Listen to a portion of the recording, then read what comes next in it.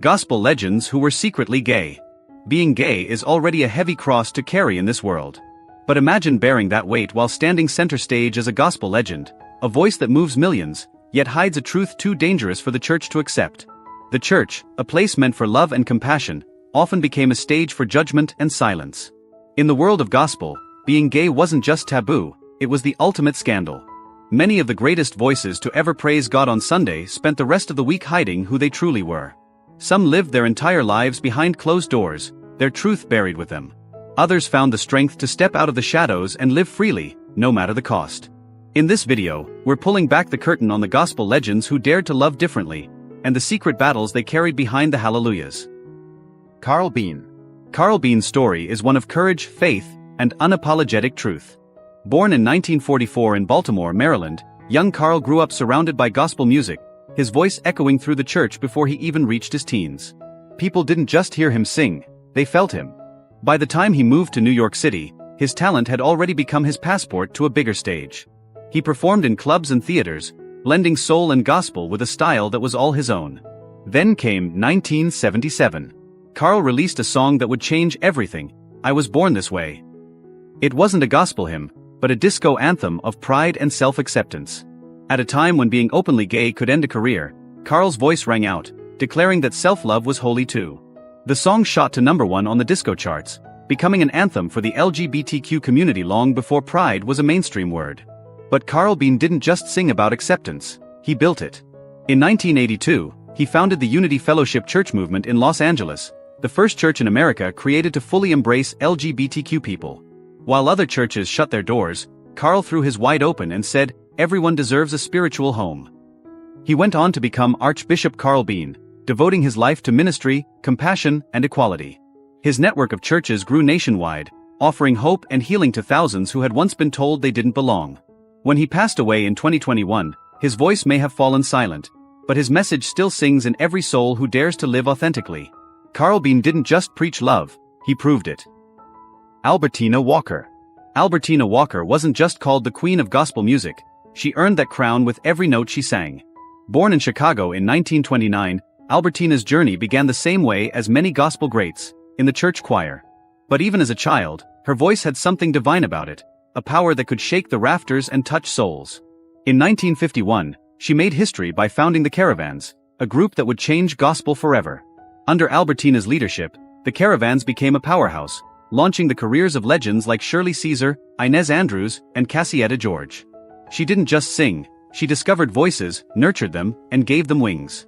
Over her lifetime, Albertina recorded more than 60 albums, a staggering legacy of faith and sound. Her classic hits like "I Can Go to God in Prayer" and "Lord, Keep Me Day by Day" became staples of gospel worship across generations. Honors followed too, a Grammy Award in 1995 for Songs of the Church, Live in Memphis, and a Lifetime Achievement Grammy in 2005. But behind the spotlight, Albertina lived a quiet, private life. She never married, and though there were whispers within the gospel world about her personal relationships, she chose silence, letting her music do the talking. To her, the ministry always came first. When Albertina Walker passed away in 2010, the church bells rang with sorrow and gratitude. She left behind not just songs, but a spiritual empire built on passion, resilience, and faith, forever solidifying her place as the true queen of gospel. Clara Ward. Clara Ward was more than a gospel singer, she was a force of nature. Born in Philadelphia in 1924, she grew up surrounded by the sound of church choirs and the pulse of spiritual music. Her mother, Gertrude Ward, recognized her daughter's gift early on and helped form the Clara Ward Singers, a group that would go on to become one of the most celebrated gospel acts in history. Clara wasn't just about hitting the right notes, she performed them. Dressed in dazzling gowns and elegant wigs that shimmered under stage lights, she turned every performance into an experience. While traditional churchgoers sometimes whispered that her style was too flashy or worldly, audiences couldn't get enough. She brought a sense of showmanship and glamour to gospel music that forever changed how it was seen, and who could be inspired by it. Her group broke barriers everywhere they went. In 1957, they performed at the Newport Jazz Festival, a rare and groundbreaking moment for gospel at such an event. They appeared on national television, toured internationally, and even performed for President Eisenhower at the White House. Their rendition of "How I Got Over" became a gospel anthem, later immortalized by Mahalia Jackson herself. But behind the spotlight, Clara's personal life was complex. She married twice, though neither marriage lasted long. She also maintained a deep, lifelong bond with a woman, a relationship quietly understood within the gospel world but never spoken of publicly in that era of silence and judgment. Clara Ward passed away from a stroke in 1973, just 48 years old. Yet her legacy remains unshakable. She brought soul, spectacle, and strength to gospel music, proving that faith could be both powerful and unapologetically bold. James Cleveland. James Cleveland wasn't just called the King of Gospel, he earned that crown. Born in Chicago in 1931, young James was drawn to the sound of church choirs and the spirit of gospel long before he ever touched a piano. With no formal training, he taught himself to play, guided only by instinct and a passion that couldn't be contained. That raw, natural gift would one day change gospel music forever. Cleveland brought innovation to the church pews, blending traditional hymns with modern arrangements that gave gospel a new heartbeat. Early in his career, he played piano and wrote songs for Albertina Walker and the Caravans before forming his own groups, the Gospel Chimes and the James Cleveland Singers. Then came Peace Be Still in 1963, a record so powerful it became one of the best-selling gospel albums of all time, shaking the walls of both churches and the music industry. In 1968, he founded the Gospel Music Workshop of America, creating a home for thousands of singers, musicians, and choirs to gather, perform, and keep the gospel flame burning. For countless young artists, including Aretha Franklin, James was both a mentor and a musical father figure. Over his lifetime, he recorded more than 100 albums, won 3 Grammys, and inspired generations who followed. But beyond the pulpit and applause, James Cleveland's personal life remained wrapped in mystery and whispers. He never married, choosing instead to live quietly with male companions. During the 1980s, allegations surfaced, lawsuits from men claiming sexual abuse as teenagers. The accusations cast a shadow over his later years, though many of the cases were dismissed or quietly settled. When James Cleveland passed away in 1991 from heart failure, he left behind more than music. He left a legacy built on faith, brilliance, and controversy. To this day, the King of Gospel remains a towering yet complicated figure. A man whose voice lifted millions to heaven, even as his own truth remained earthbound and debated. Billy Preston. Billy Preston might just be one of the most musically gifted souls to ever touch a piano. Born in 1946 in Houston, Texas, he was a child prodigy whose fingers danced across the keys with divine precision. By the age of 10, he was already performing with gospel queen Mahalia Jackson. A year later, he shared the screen with the legendary Nat King Cole, proof that his destiny was written in the stars. Though he started in gospel, Billy's talent couldn't be confined to one genre. As he grew, he moved effortlessly between gospel, rock, pop, and R&B, bringing the same fiery spirit to each. He played organ for Little Richard, became friends with the Beatles, and even made history as the only musician ever credited alongside them on a Beatles record. That's Billy's magic you hear on Get Back and Let It Be. He later worked with the Rolling Stones, Aretha Franklin, and Sly and the Family Stone, a living bridge between worlds of sound. As a solo artist, Billy lit up the charts with hits like Nothing from Nothing, Will It Go Round in Circles, and Outer Space, earning Grammy Awards and global acclaim. But behind the spotlight, his story was far more complicated. Billy wrestled with his sexuality, torn between faith, fame, and identity in an unforgiving world. The pressure led him into years of drug abuse and personal turmoil. In 1991, he was arrested for cocaine possession, marking the start of a long, painful battle with addiction. Later, health problems, including kidney disease, weakened him even more. Billy Preston passed away in 2006 at just 59, from respiratory failure. He was a genius, a man who could make a Hammond organ sing like a choir of angels, yet he carried silent pain that no melody could heal. Marie Knight. Marie Knight was more than just a gospel singer, she was a force of nature. Born in 1925 in Florida, her powerful, soul-stirring voice first echoed through church halls, captivating congregations and hinting at the greatness to come. Her life changed forever in the 1940s when she joined forces with the legendary sister Rosetta Tharpe. Together, they became one of gospel's most electrifying duos, touring across America and Europe, lighting up stages with a chemistry that was impossible to ignore. On stage, they were unstoppable. Off stage, their bond was even deeper. They lived together, traveled together, and inspired whispers across the gospel world, whispers of a love that went beyond friendship. Though the church community never confronted them directly, rumors quietly followed them wherever they went. Eventually, tension and time pulled them apart, and their partnership came to an end. Marie went on to build her own legacy, recording both gospel and secular hits that showcased her versatility and spirit. When she passed away in 2009, she left behind a legacy of courage, artistry, and unshakable faith. Her collaboration with Sister Rosetta Tharpe remains one of the most unforgettable chapters in gospel history. A story of music, love, and the price of living one's truth. Willie Mayford Smith. Willie Mayford Smith was born in 1904 in Mississippi and rose to become one of the most powerful gospel voices of the 20th century. With her deep, soul-shaking contralto, she could move a congregation to tears or lift them to their feet in pure praise. From the moment she first sang in church as a little girl, she knew her calling, and she never turned away from it. In the 1930s, she joined forces with the legendary Thomas A. Dorsey to help found the National Convention of Gospel Choirs and Choruses, a cornerstone of modern gospel music. Beyond her own performances, Willie May became a mentor and teacher, guiding generations of singers in the art of gospel expression. Her style, filled with raw emotion, power, and grace, became the blueprint for countless artists who followed in her footsteps. Though she never married, a choice that stirred quiet whispers about her private life, Willie May remained devoted solely to her music and her faith. Her purpose was clear: to serve God through song. In 1982, she reached new audiences with her unforgettable appearance in the acclaimed documentary Say Amen, Somebody, which captured her spirit, humor, and unwavering devotion. Even as age and illness began to take their toll, her voice and faith never faltered. When she passed away in 1994, she left behind not just a collection of songs, but a legacy. A legacy of courage, conviction, and a voice that still echoes in every church where gospel music is sung. Eddie Long. Eddie Long was one of the most powerful and charismatic figures in modern American ministry. As the leader of New Birth Missionary Baptist Church in Georgia, he built a spiritual empire that drew over 25,000 devoted followers. To many, he wasn't just a pastor. He was Bishop Long, a larger-than-life presence whose sermons inspired, healed, and commanded attention across the nation's black church community. But in 2010, everything came crashing down. Four young men came forward with shocking allegations, claiming Long had used his authority and influence to coerce them into sexual relationships while they were still teenagers. The accusations stunned his congregation and the world. What made it even more explosive was that Long had built much of his public ministry preaching against homosexuality.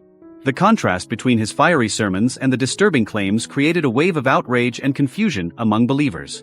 Long vehemently denied the allegations, but the lawsuits were eventually settled out of court, fueling even more speculation.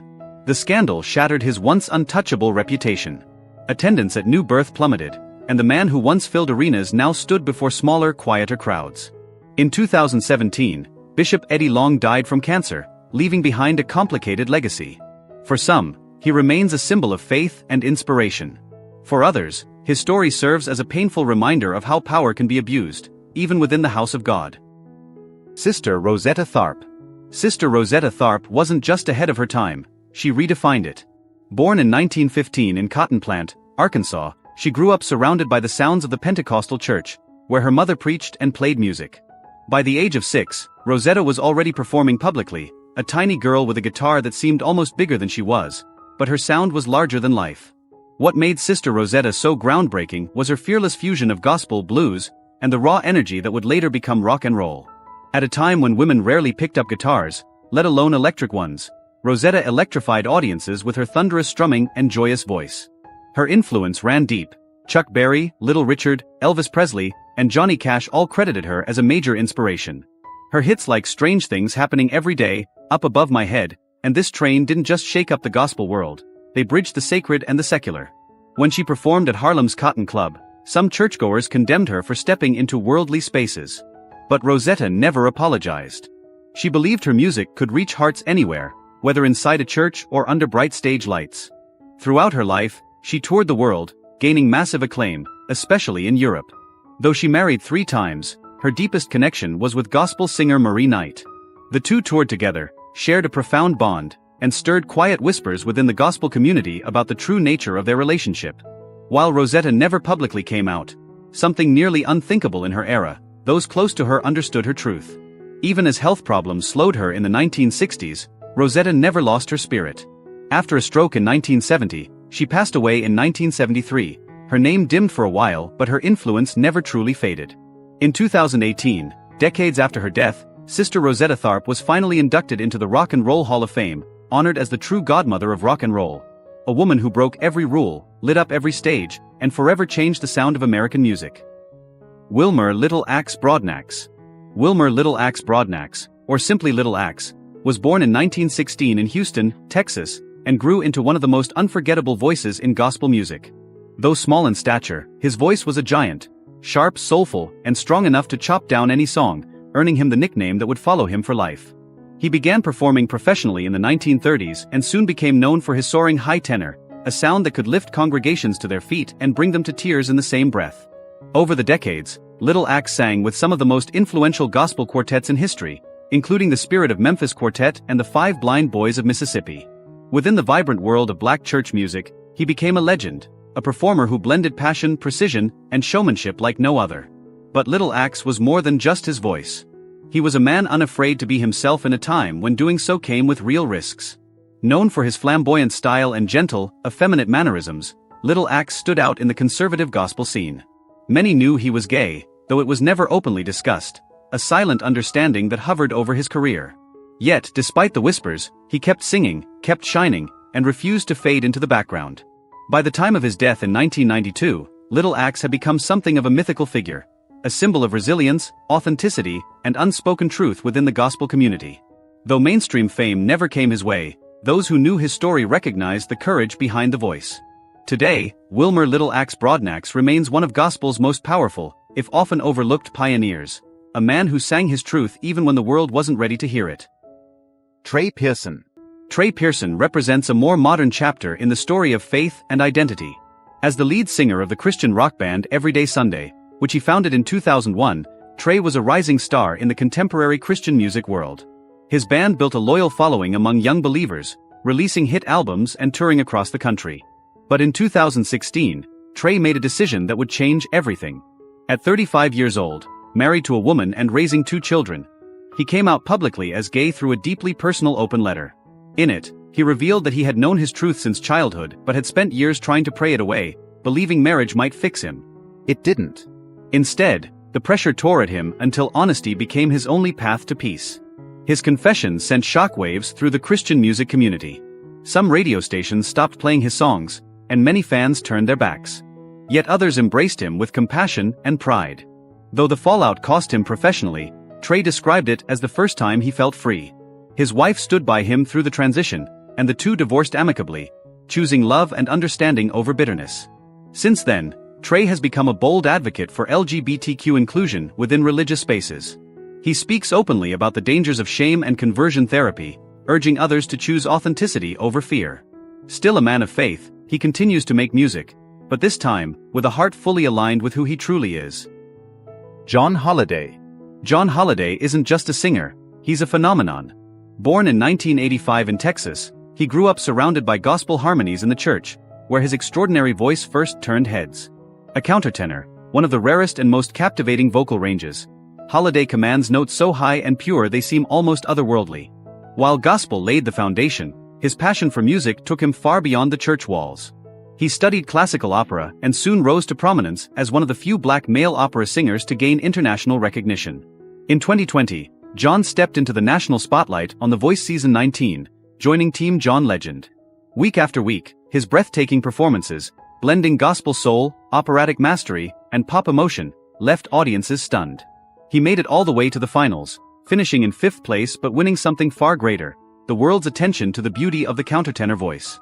Openly gay and proud, Holiday has spoken candidly about the struggles of reconciling his faith with his identity, a challenge faced by many LGBTQ people raised in the church. Yet through grace and honesty, he's found peace, turning his story into a powerful message of self-acceptance. Today, he continues to perform both gospel and classical music, using his platform to bridge the gap between faith, art, and authenticity. John Holiday's journey is more than a musical success, it's a testament to how far the world has come. In him, young LGBTQ artists see hope, courage, and the proof that your truth can harmonize beautifully with your faith. Ray Boltz. Ray Boltz was once one of the brightest stars in contemporary Christian music, lighting up the 1980s and 1990s with his heartfelt songs of faith and devotion. Born in 1953 in Indiana, Boltz began writing and performing early on, driven by a deep desire to spread messages of hope through music. His songs dominated Christian radio and echoed through churches across America. With timeless hits like Thank You, The Anchor Holds, and I Pledge Allegiance to the Lamb, Boltz touched millions of souls and sold millions of records. His talent earned him multiple Dove Awards, the Christian music world's equivalent of the Grammys. Off stage, Boltz lived what many saw as a picture-perfect life. He was married to his wife, Carol, and together they raised 4 children. But behind the music and ministry, he was carrying a truth he could no longer ignore. In 2008, at 54 years old, and after more than 3 decades of marriage, Ray Boltz came out as gay in a candid interview. He revealed that he had known this about himself his entire life but had spent years suppressing it out of fear. Fear of losing his faith community, his career, and the image the world had built around him. The cost was immense. After his announcement, Christian radio stations stopped playing his songs, churches distanced themselves, and many fans turned away. Yet amid the rejection, Boltz found something he had never truly felt before: peace. He described coming out as both the hardest and the most necessary decision of his life. Since then, Ray Boltz has built a quiet, authentic life, living openly with his partner and continuing to share his music, not from the pulpit of fame, but from a place of truth, courage, and freedom. B. Slade. B. Slade's story is one of brilliance, rebellion, and resilience.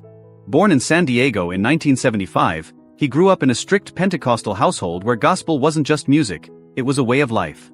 Long before he called himself B. Slade, the world knew him as Tone, a prodigy who redefined gospel in the late 1990s and early 2000s. His sound was electric, a fusion of gospel, funk, R&B, and futuristic beats that felt light years ahead of its time. When he dropped Oak Park 92105 in 1999, it shook the gospel world. He wrote, produced, and played most of the instruments himself, a one-man revolution. Songs like Make Me Over became church anthems, echoing through sanctuaries across America. Awards followed, stellar awards, Grammy nominations, but fame came with a price. In 2009, whispers turned into headlines. Rumors about his sexuality spread like wildfire. On live radio, Tone spoke his truth, admitting he'd struggled with same-sex attraction his entire life. The reaction was swift and brutal. Gospel stations banned his songs. Churches canceled his shows. The same community that once praised him turned its back overnight. But he didn't disappear, he transformed. Reborn as B. Slade, he broke free from the confines of gospel tradition and embraced his full self, unapologetically queer, creatively unchained, and spiritually fierce. He's been candid about the pain of rejection, but even more powerful in his message of self-acceptance and artistic freedom. Today B. Slade still performs, still creates, and still refuses to let anyone define what his faith or his music should sound like. His journey isn't just about reinvention, it's about redemption through truth. Semler. Grace Semler was born into a deeply musical family rooted in the heart of the gospel world. From a young age, she was drawn to the pulsing rhythm of choirs and the soulful sound of the piano. Her natural talent quickly set her apart. Her voice soared with power and conviction, while her piano playing carried the emotional depth of someone twice her age. By the mid-1900s, Grace was touring across the country with some of the most respected gospel groups of her time, earning admiration within the close-knit gospel community. She performed in churches, revivals, and national gospel conventions, often leaving audiences in tears with her heartfelt renditions of traditional hymns and spirituals. Her music reflected a deep reverence for faith, discipline, and devotion. A sound that stayed true to gospel's purest roots. Though she worked alongside many gospel legends and was highly respected for her artistry, Grace kept her personal life shrouded in mystery. She never married and avoided public discussions about her private affairs. Yet behind the scenes, quiet whispers followed her. Rumors of romantic connections with women that she never confirmed nor denied. Even as times changed, Grace remained steadfast in her purpose. She continued to perform well into her later years, her voice carrying the same passion and sincerity that had defined her entire life. To those who knew her music, Grace Semler wasn't just a performer. She was a vessel of spirit, strength, and unspoken truth, dedicated to gospel until her final days. Marcia Stevens. Marcia Stevens emerged as a fresh voice in Christian music during the Jesus movement of the early 1970s. As a founding member of the group Children of the Day, she wrote For Those Tears I Died, a heartfelt ballad that became a beloved anthem in churches across America. Congregations sang it for years, never suspecting the storm that would follow. In 1979, Marcia did something few in her world dared to do. She came out as a lesbian. The reaction was swift and brutal. The Christian music industry turned its back on her. Stores pulled her records from the shelves. Radio stations stopped playing her songs. Even churches that once lifted their voices to her lyrics suddenly went silent. But Marcia refused to abandon her faith or her music. Instead, she redefined what both meant. She founded Bomb Ministries, born-again lesbian music, to create worship songs for LGBTQ Christians who had long been told they didn't belong. Over the decades, she's become a symbol of resilience and faith, using her voice to bridge the gap between spirituality and inclusion. Today, Marcia is still writing, performing, and speaking at affirming churches alongside her wife, continuing to prove that love and faith can coexist, and that music can heal even the deepest divides. Jennifer Knapp. Jennifer Knapp was one of the brightest stars in Christian music during the late 1990s. Her 1998 debut album Kansas went gold, and her song A Little More became a staple on Christian radio. With multiple albums, sold-out tours and a loyal fanbase, Jennifer seemed unstoppable. But at the peak of her fame in 2002, she suddenly vanished, walking away from the industry without a word. Fans were left wondering what could have driven one of Christian music's biggest voices to disappear. Then, in 2010, Jennifer returned, with new music and a revelation that shook the faith community. She came out publicly as a lesbian, revealing she had been in a same-sex relationship for years. The announcement ignited controversy across the Christian world. Some fans stood by her, applauding her honesty and courage, while others turned away, unable to reconcile her identity with their beliefs. Though she lost much of her Christian audience, Jennifer found a new, broader following, one that embraced her authenticity. Since then, she has continued to create heartfelt music and has become a powerful advocate for LGBTQ acceptance within faith communities, using her story to bridge two worlds that have long been divided. Julien Baker. Julien Baker is one of those rare artists who turns pain into poetry. Born in 1995 and raised in the church in Memphis, Tennessee, she first picked up a guitar as a teenager, and hasn't stopped since. Though her sound sits comfortably in the indie rock world, her lyrics are steeped in the spiritual tension of her past. Faith, doubt, and the struggle to reconcile who you are with what you were taught to believe. Her 2015 debut album, Sprained Ankle, released when she was only 20, stunned critics and listeners alike. With haunting honesty, she sang about addiction, mental health, and identity. Subjects that felt both deeply personal and universally human. Baker has also been candid about her sexuality, sharing how difficult it was to grow up queer within the confines of the church. In interviews, she's spoken openly about the push and pull between her faith and her identity, a conflict that pulses through her music. Beyond her solo career, Julien is also a member of the acclaimed supergroup Boy Genius, alongside Phoebe Bridgers and Lucy Dacus, three artists redefining what it means to be vulnerable in modern music. Today, Julien Baker continues to write, perform, and speak her truth with fearless transparency. Her journey as a gay Christian artist has given countless young people the courage to embrace their own stories, and to believe that faith and authenticity can coexist. Axe Bradford.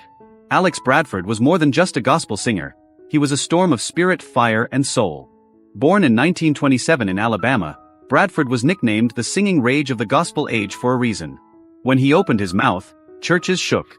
His powerful, emotionally charged voice could lift an audience to its feet and bring them to tears in the same breath. A gifted songwriter, he penned more than 150 gospel classics, including the unforgettable Too Close to Heaven. Bradford wasn't just a performer, he was a showman who blurred the line between church and theater. He led his own ensembles, collaborated with other gospel greats, and eventually took his electrifying stage presence to Broadway and beyond. Off stage, Bradford's charisma was just as undeniable. He was flamboyant, bold, and unapologetically himself in an era that demanded conformity. Those within the gospel community quietly knew he was gay, but few dared to speak of it. Still, Bradford lived his truth with a freedom that many others could only dream of, balancing his faith, art, and identity with remarkable courage. When he passed away in 1978 from a heart attack, the gospel world lost not just a voice, but a force. His dramatic performance style, his daring authenticity, and his unmatched passion forever changed the sound and spirit of gospel music. Ted Haggard. Ted Haggard was once one of the most powerful voices in American evangelicalism. As the founder of New Life Church in Colorado Springs, he built a congregation of over 14,000 members and rose to national prominence as president of the National Association of Evangelicals, representing millions of believers across the country. But in 2006, that image of moral authority shattered. A male escort came forward claiming that Haggard had paid him for sex over a period of 3 years. At first, Haggard denied everything. Then, as evidence mounted, he confessed to sexual immorality. Overnight, the man who preached purity and family values was forced to resign from every position of leadership. The scandal was seismic, not just because of his actions, but because Haggard had been one of the loudest opponents of gay rights, publicly backing anti-gay marriage campaigns. To many, it was the ultimate act of hypocrisy. His fall from grace became a symbol of the deep conflict between public piety and private truth within evangelical circles.